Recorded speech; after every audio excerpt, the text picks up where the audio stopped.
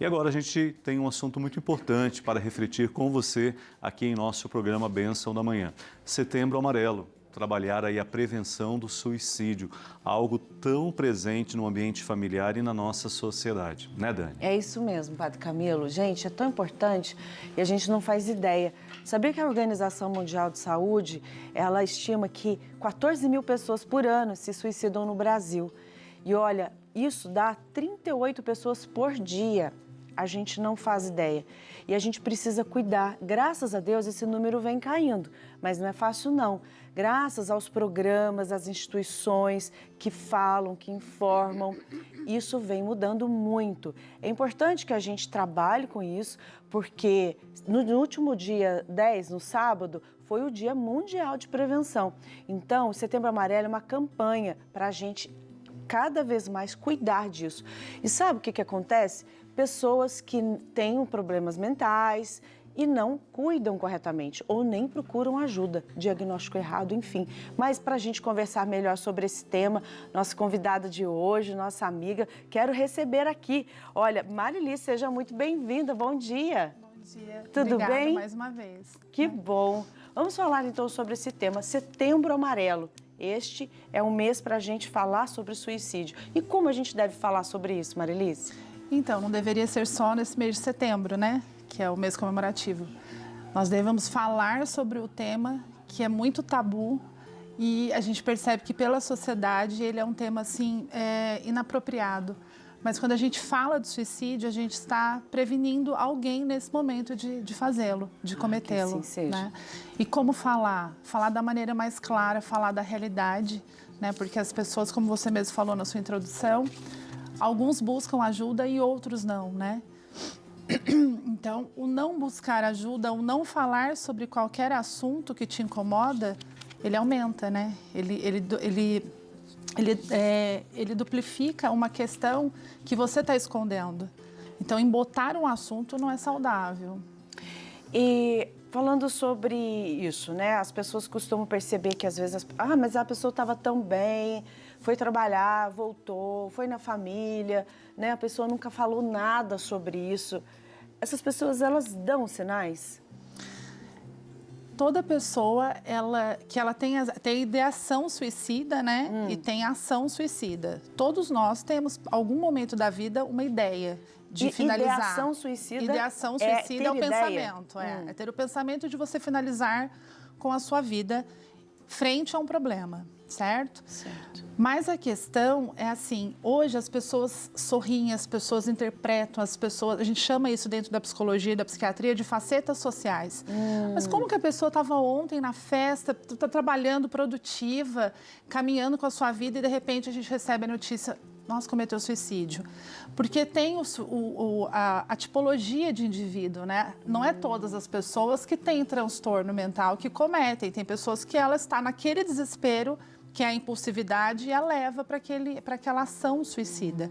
E às vezes a gente não fica sabendo, né? Então, nossa, mas eu nunca soube nada. Por quê? Porque esconde. Então, o fato de eu esconder, como foi a primeira pergunta, o fato de eu esconder faz com que eu não verbalize, com que eu não expresse, as pessoas que estão ao redor não vão saber, não vão poder me ajudar. Né? Entendi. E olha só, situações que a pessoa, então, ela começa a falar sobre isso. Vamos, então, para um outro nível, né? Que uma pessoa, então, ela fala, ela está dizendo, se eu pudesse, eu faria isso, eu tiraria minha vida. Quem escuta, como essa pessoa deve se comportar? Primeiro, nunca desacreditar, que é o mais comum de quem ouve, né? Nós precisamos tornarmos bons ouvintes. Então, quando alguém verbaliza um sofrimento e fala, nossa, eu não aguento mais, o problema sou eu tô decidida que eu não quero mais existir, eu tô a fim de me matar. E muito, quando a gente ouve isso, a gente fala, você quer se matar? Então vai à ponte, vai na linha do trem, né? Tem pessoas que satirizam. E o fato de eu fazer essa escuta e satirizar, eu diminuo o sofrimento. E aí, às vezes, o impulso, pela não credibilidade da fala dele, é isso que vai impulsionar a pessoa a suicidar. Porque nós, seres humanos, nós temos uma tendência punitiva com o outro. Então, puxa vida, eu fui até ela, eu falei da minha dor, falei que eu não estava bem, e ela falou, então vai lá se matar. E aí eu no impulso eu vou para te punir. Olha, ela falou para você... Para transferir a culpa para aquela pessoa. Porque o ser humano é assim, né? A gente erra, porém nós somos estratégicos, a gente desloca a culpa para o outro. Isso é muito comum da nossa espécie humana. Sim. E o que, quando você fala de escuta, né? Dessa escuta dessa pessoa, então como que a gente deve... O que tem nessa escuta, que parece ser tão simples, se a pessoa entra em desespero, né? Quem está escutando. Como ela deve então acolher? Existem alguns movimentos que podem ser feitos, Mari, por Sim, isso? procurar. Primeiro, direcionar essa pessoa, dar o itinerário para ela, uma ajuda profissional. Né? Nós temos, já faz 6 anos, 8 anos, não sei ao certo, que existe o CVV, né? Que é o Centro de Valorização à Vida, 188. Mas dependendo da pessoa, o nível de desespero, eu não estar diante presencial, assim, o telefone às vezes não vai amenizar aquele impulso, porque o suicídio não é nada mais do que um momento de impulsividade ao desespero. Né? Então, ouvir e direcionar aquela escuta, porque eu só ouvir você, tá bom, o que eu fiz para te ajudar? Né? Não precisa nem ser nenhum profissional, mas a escuta, todos nós podemos ouvir e direcionar, falar para alguém da família, ou então ajudar a direcionar, olha, tenho o CAPES, eu conheço um profissional, eu conheço um médico psiquiatra, eu conheço um psicólogo, né? E ver que nível que está, porque às vezes precisa de intervenção medicamentosa, né? Que profissional essa pessoa deve procurar? Psicólogo, psiquiatra. E em que situações, por exemplo, hoje a gente também percebe que a maioria são jovens? Hoje, nós temos aí, né, nos dados estatísticos, primeiro, sexo masculino, né, que são as maiores vítimas. Tem um motivo, porque o homem, ele embota mais o sentimento, a mulher, ela expressa mais. E os jovens, né, geralmente a faixa etária de 15 a 29 anos. A Associação Brasileira de Medicina de Psiquiatria diz que essa pesquisa, né, até da Unesp, é de 15 a 29 anos. O auge, né? O auge. E vamos falar então um pouquinho sobre prevenção, né? Isso, eu sei que é uma pergunta meio complicada, mas é, na verdade, para a gente pensar, né? Mari, a pessoa, ela tem algo já, essa ideia de suicídio, ela nasce, ela surge com a pessoa, ela já vem de uma pessoa que já tem uma doença mental. De onde vem? Então, é como eu falei, há pessoas que têm transtornos mentais já diagnosticados, a família toda sabe, tem pessoas que não, tem uma vida laboral, trabalha, socializa, tudo certinho e de repente, diante de um problema, ela se desespera e ela vai e comete. Mas, geralmente, os dados estatísticos dizem que as vítimas vêm com histórico de transtorno, em especial transtorno bipolar, que é o transtorno de humor, tem o transtorno da personalidade borderline. Se você for ver, né, o histórico das vítimas, tem muito transtorno de humor. E a depressão, é engraçado falar isso, porque assim, a gente sempre pensa que a pessoa que vai suicidar é aquela que está dentro de um quarto escuro, fechado, não quer tomar banho, não quer falar, não se alimenta. Ela está no auge do desânimo físico e psíquico dela. Quando ela começa a sair, começou a socializar, o desânimo psíquico continua e o desânimo físico diminui. E é aí que ela age. Porque por isso que a gente é difícil de ver, é difícil fazer essa prevenção. É difícil. Né? De saber, mas será que ela tem tendência a suicidar? Então, assim, é muito delicado, então é muita observação. E de quem nos conhece, né? Porque hoje em dia a gente está se conhecendo pouco e o outro parece que está conhecendo mais sobre nós. E você falou sobre prevenção. É claro que se as pessoas se cuidarem, né, emocionalmente, tratarem aquilo que já tem, por exemplo, uma depressão, uma ansiedade ou outro tipo de transtorno, a importância desse tratamento, de um diagnóstico bem feito, não é? Já é uma prevenção. É a mais eficaz, né? Porque em alguns casos, depois de diagnosticar, tem que entrar com medicamento para dar uma estabilizada, né, na questão da serotonina, para ela ter uma questão mais organizada emocionalmente. Né? E tem as pessoas também, que é importante falar, que são mais difíceis da gente prevenir, que tem, às vezes, um transtorno chamado anedonia, que é a pessoa que ela não tem prazer em nada. Uma pessoa que está sempre reclamando, uma pessoa sempre pessimista. Tudo, alguma coisa tá ruim. A gente chama de pessoa tóxica. Sim. Então, ela também, diante de um desespero, ela se culpabiliza, ela se vitimiza, aí ela acha que ela indo embora, né, finalizando com a própria vida, ela resolve o problema do mundo. É o contrário, ela não pune o outro, ela mesma se pune.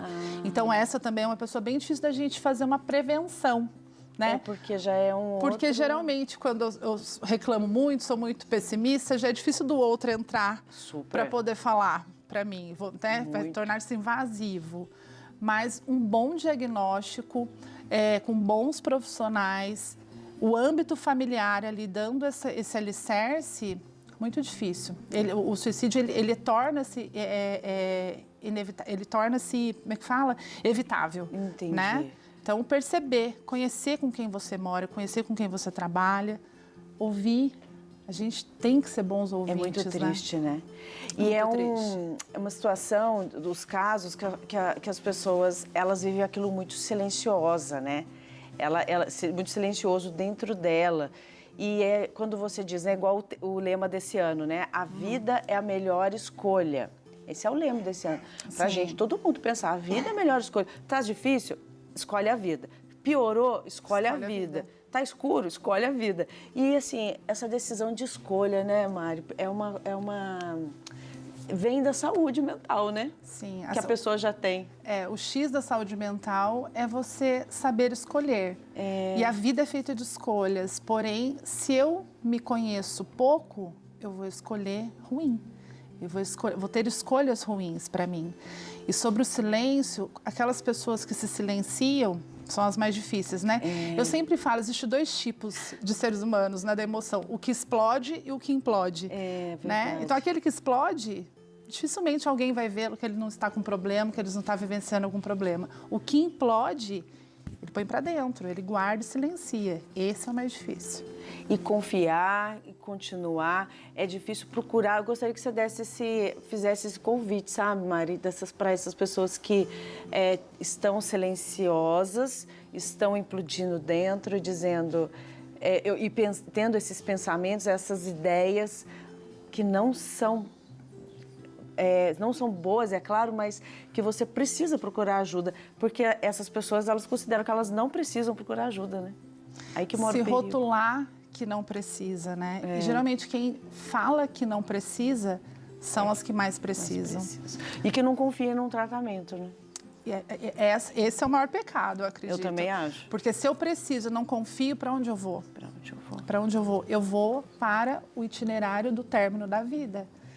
Né? Então, convidar a sociedade, eu digo, é convidar ao autoconhecimento. Vá se conhecer, né? Sim, vá se conhecer. Vai se conhecer, vá se encarar, né? Exatamente. Tá difícil, então vai se encarar. Porque se a gente fica só, não sei o quê, deixando os problemas por fora e só se organizando aí por dentro para algo, uma ideia suicida, não, vá se encarar, vá procurar ajuda. Antes, então, vá procurar ajuda. De qualquer ideia, né, de qualquer pensamento, vá procurar ajuda. Confie nas pessoas, confie na ajuda nesse processo. Precisa de ajuda? Ligue para o SAMU 189, né? Se não me engano. 188 é o CVV. 188 o CVV, SAMU é o SAMU 192. 192, perdão. Então, 192 para o SAMU e para o CVV, que é o Centro de Valorização à Vida, 188, tá bom? Nós daqui a pouquinho também deixaremos esses números no nosso Instagram e também um espaço para você colocar suas perguntas, dúvidas, que você quiser falar. Mari, muito obrigada. Imagina, eu que agradeço. Deus abençoe você, sua Amém. vida, sua família. Obrigada. O seu pai lá, tá? Obrigada. Estamos em oração por você. Obrigada, viu? Tá bom? Com certeza, muito obrigada.